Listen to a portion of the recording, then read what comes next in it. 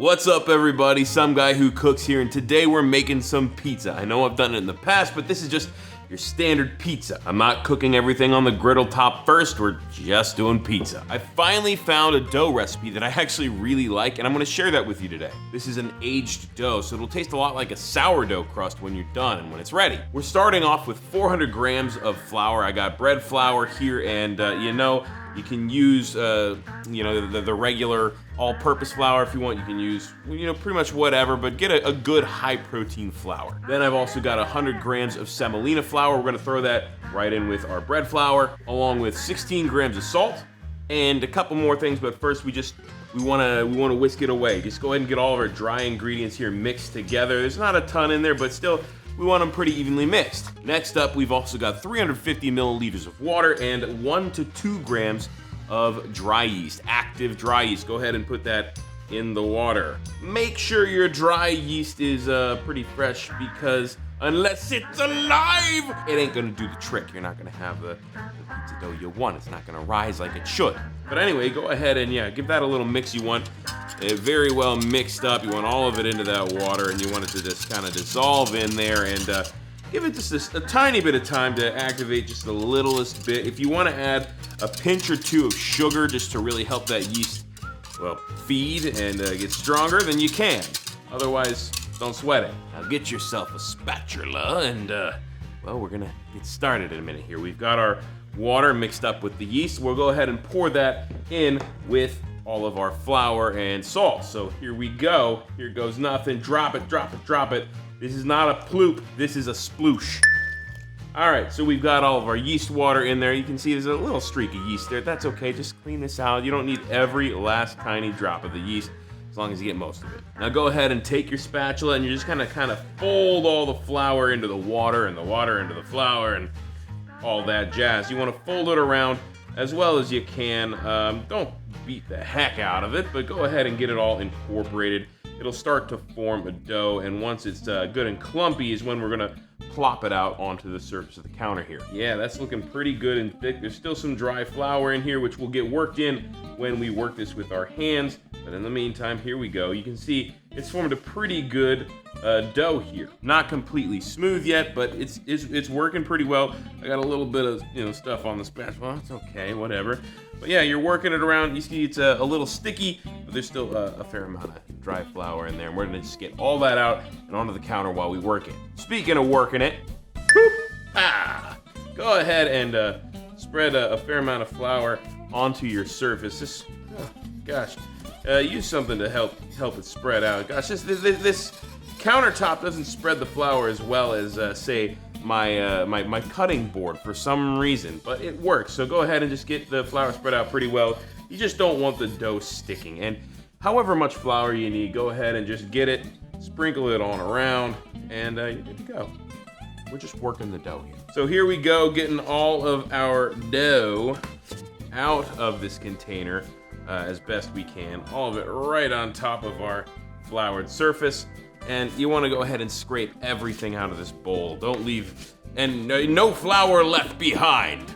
Go ahead and just work it, okay? Ooh, this is very soft.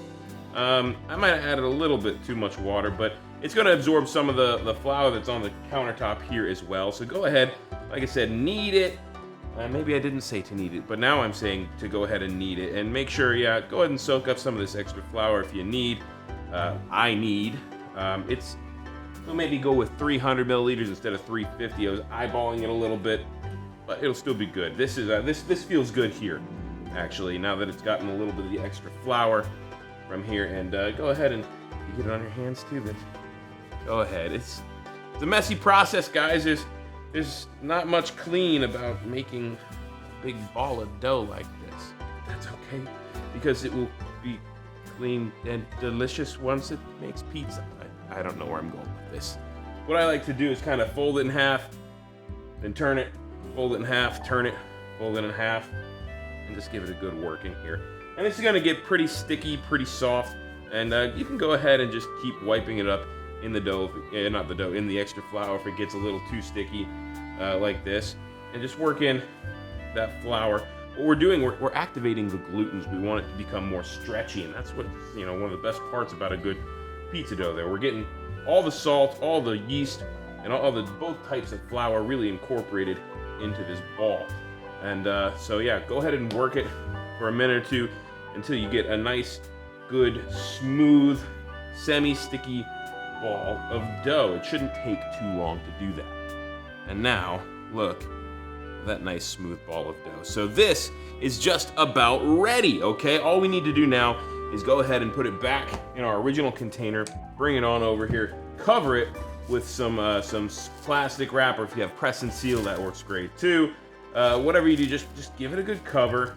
And I'm gonna try to, hey, look, it's kind of working. Just so it's covered, it doesn't have to be airtight, but just so it's covered, make sure you cover it. And we want this to sit for 8 hours. What that's doing is helping the yeast to rise, helping the dough to proof.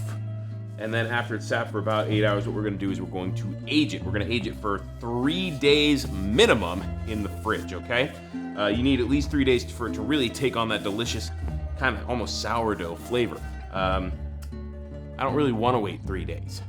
So luckily, I happen to have a batch that's been aging for about a week now. Tossing, this is, okay, I'm not gonna toss it, but I'll put this aside for now. Now, if you want a really great way to really spread the flour pretty evenly, you can use something like a sieve. It works great. I mean, here, I'll show you. We obviously, I need more flour on the surface if I'm going to be spreading out my ready dough, but go ahead and, almost like you're doing powdered sugar. I mean, you can just kind of sift it around and look at that nice even coating that we're getting here. It's a pretty cool little process, and it works great. Or you can just toss it down by hand and spread it out a little bit.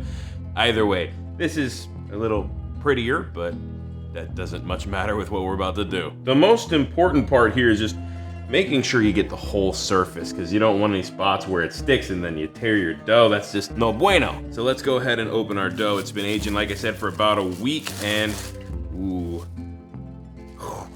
Oh man, that is a unique, amazing smell. It's hard to describe. It's like sourdough, but it's also kind of fermented, and that's what we've really done here, is fermented the dough.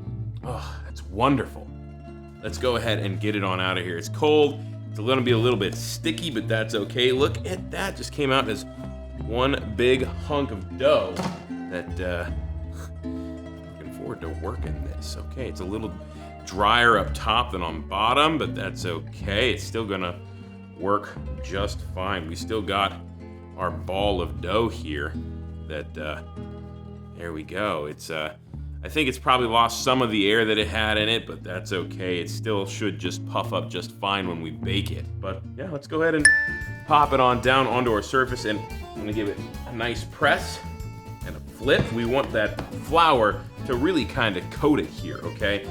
We want, and you can keep spreading the flour around, spread that love, but go ahead and give it a few presses, flip it back over, give it a few more. What we're gonna do, we're gonna spread this dough. And, you know, I'd like to do a standard pizza here. I was thinking about doing a pan crust, but I want to do standard. Just a nice big pizza that I put on a pizza stone, and that's what we're going to do. The stone will get us a nice crispy bottom. It'll help us really cook it well. Speaking of which, go ahead and turn on your oven. You want about 450 to 500 degrees. I'm gonna put mine at 450 because I don't like it to, you know, get burnt. When you do it at 500, you can really get some of those little burny spots, but 450 is fantastic. For me anyway. Once we've gotten this pressed out a little bit, we can keep doing that, or we can go ahead and start using our rolling pin, which is, quite frankly, the easier way to go, and it'll give you a little more accuracy. So go ahead and push it out like that, back in. What I'm gonna do is I'm gonna flip it and give it a quarter turn. We're gonna do the same thing. Pushing out, pulling it back in. So I may have lost a little bit of the side footage there, and you know, that's okay, because we're moving on to the fun part. Now, I've never been great at this, but I've been getting a little bit better. This is the part where we're gonna start tossing our pizza, you know, and you kind of work it around a little bit. You can give it a little bit of a toss on your hands like that, because what we're doing, oof, flour in the eye, we're stretching this dough out. And let's see here. Yeah, look at that, not so bad.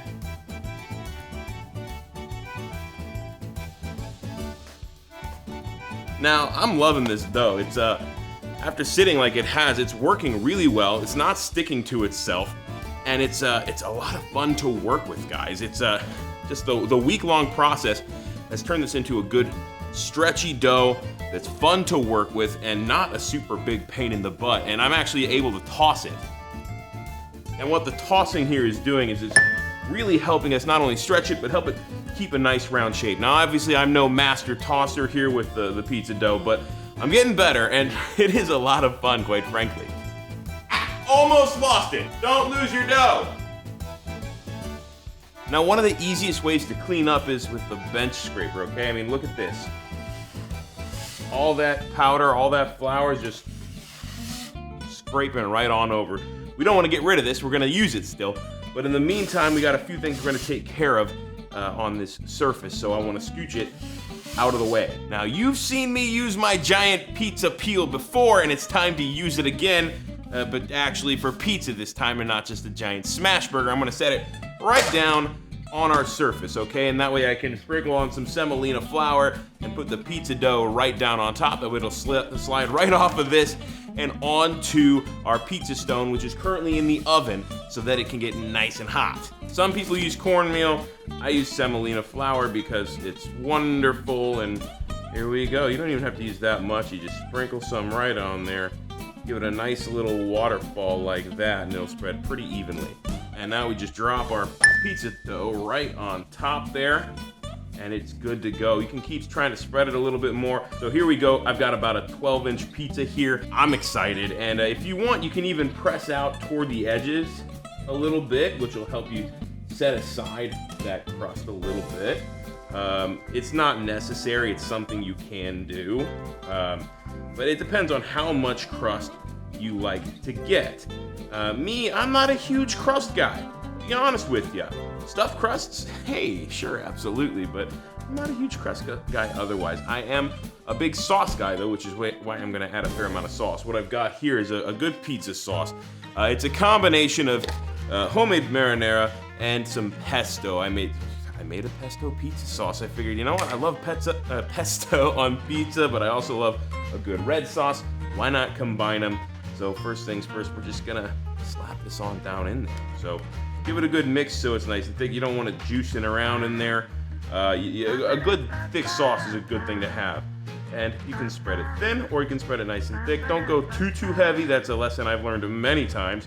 Yeah, give it, for me, I like a good liberal dose of sauce. And that should be good. I'm tempted to put on more, but I know that I don't want to turn this into a big soggy failure.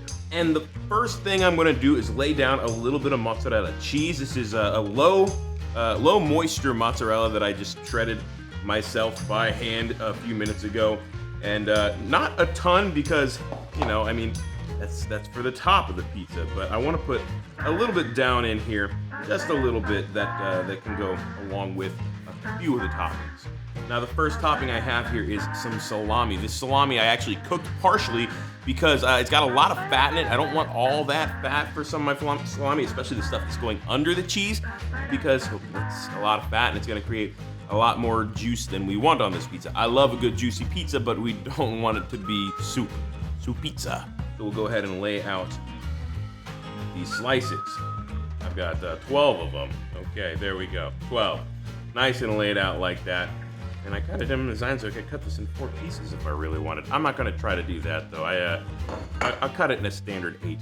Regardless, there we go. Next up, black olives. So question, what do you do when the pop top comes off of your can of black olives? Well, I suppose you should get the can opener, and I've never tried this. Let's see if it works. I hope it does. I imagine it would. Hey, there we go. Let's hope it doesn't stop working at the part where I tried to pound the top of the can in. Hey, all right. As long as you got a good, trusty can opener, then you're good to go, and that's what I got here. And I went ahead and got the pre-sliced ones because you know what? That extra 20 cents is worth not having to do the work of doing this.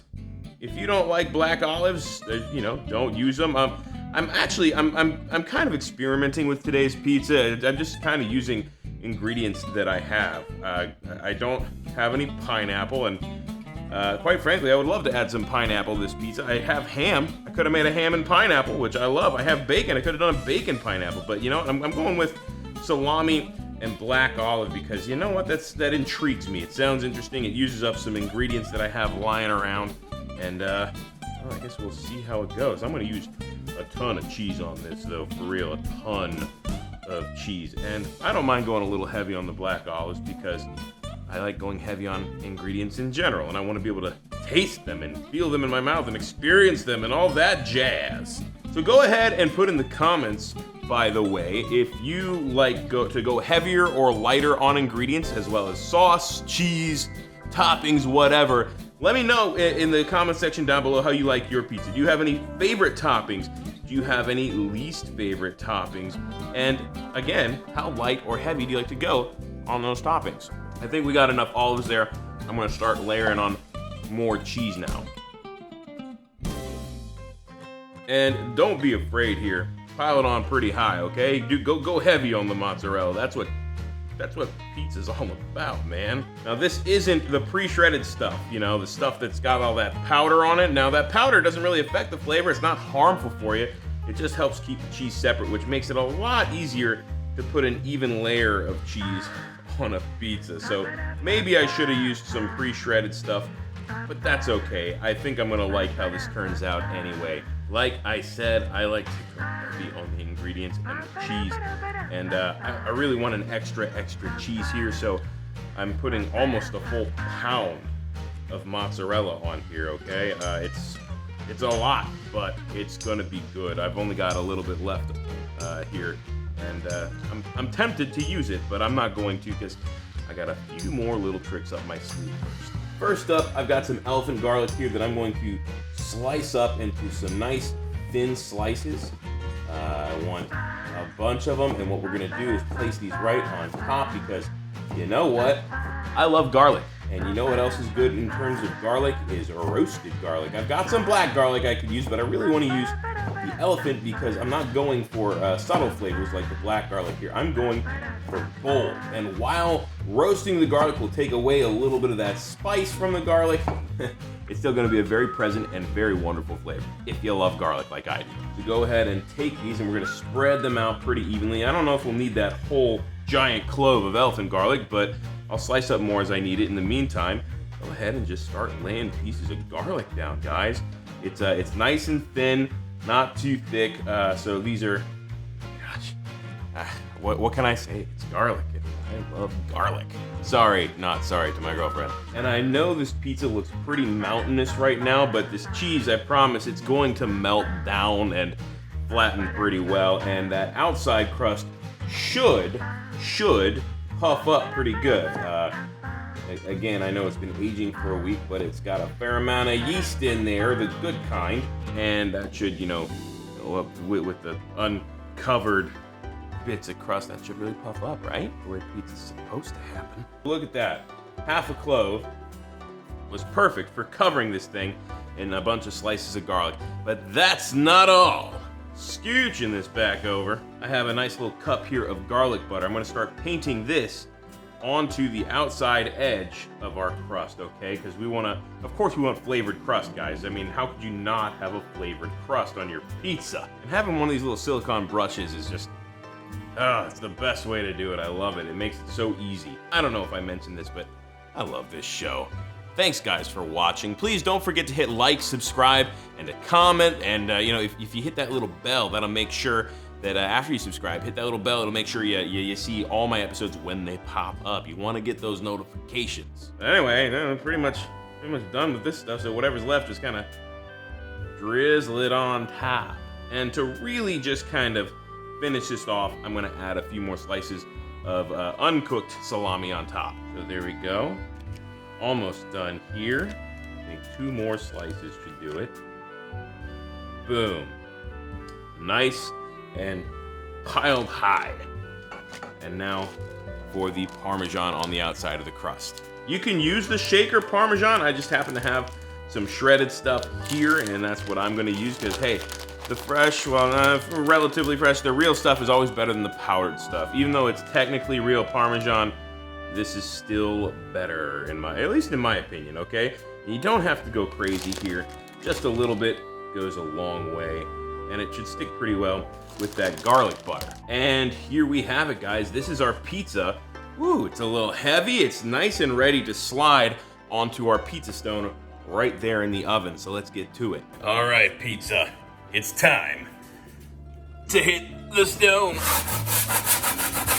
Oh man, this is not going the way I wanted it to. Well, that took some finagling, but it's in, haha. Remember how I said you don't need much semolina on the pizza peel? That was a lie. You need a lot, or cornmeal, that too. I like the semolina, I don't know why, but yeah, you need a lot, not just a little bit. That was a little bit of an ordeal, and I was a little worried, but the pizza's on the pizza stone, which is nice and hot. We're gonna let that bake for about 10 to 15 minutes. Yeah.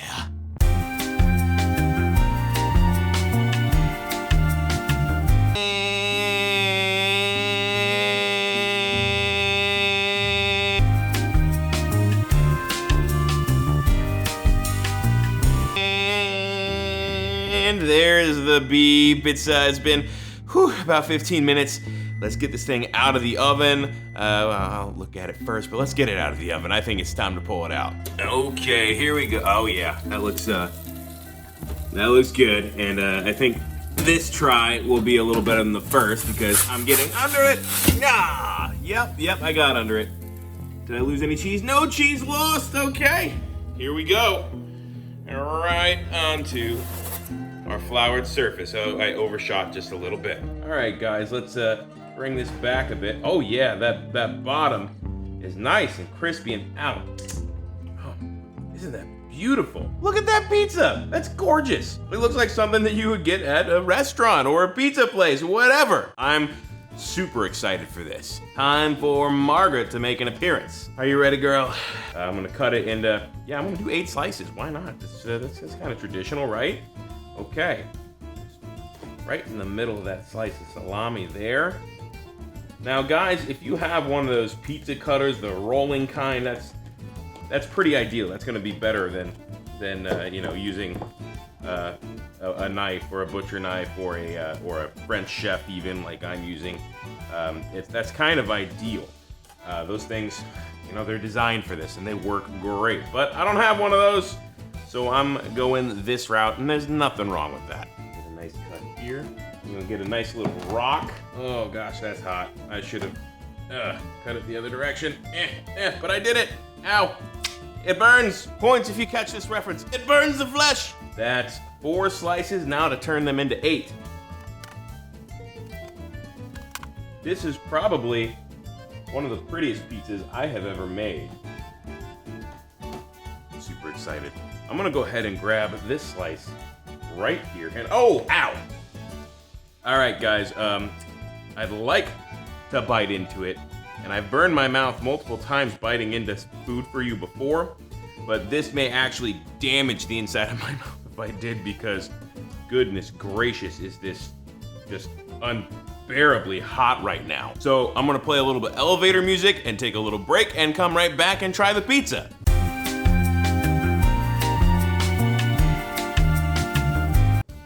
Ooh, the cheese pull.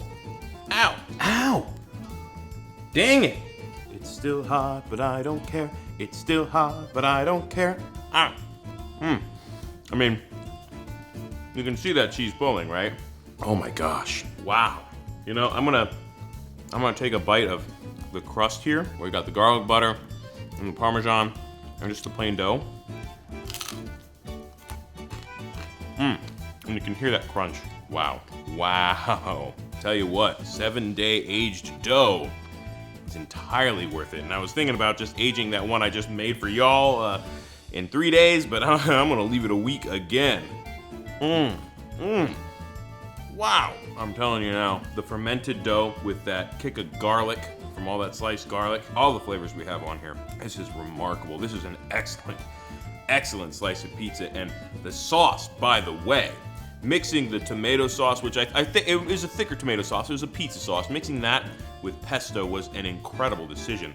The flavors I'm getting off of here are just an explosion in my mouth. It's still a little painful because it's very hot, but man, is this good. Guys, pizza night is a complete success.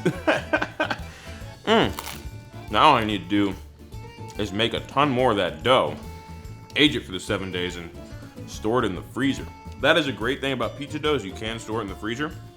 And here you can see, I don't know how well you can see it, but there is a bubble in the dough here, okay? So this did rise, okay? Maybe not all of it rose super well because, well, I put on a lot of toppings, that's how it goes. So if you like a dough, looking at some of the other pieces where there's more dough showing as opposed to covered by other stuff, you can see there's some air pockets here. And that's what you get. You get a fluffy dough that's just, guys, it's phenomenal, okay? You can take my word for it or you can try it too. Recipe's simple, it's quick, you just gotta have a little bit of patience. Do it, you won't be disappointed, okay? Some guy who cooks here, some guy who cooks here out. Once again, like, subscribe, comment, share, and keep an eye out for the next video, guys. This is awesome.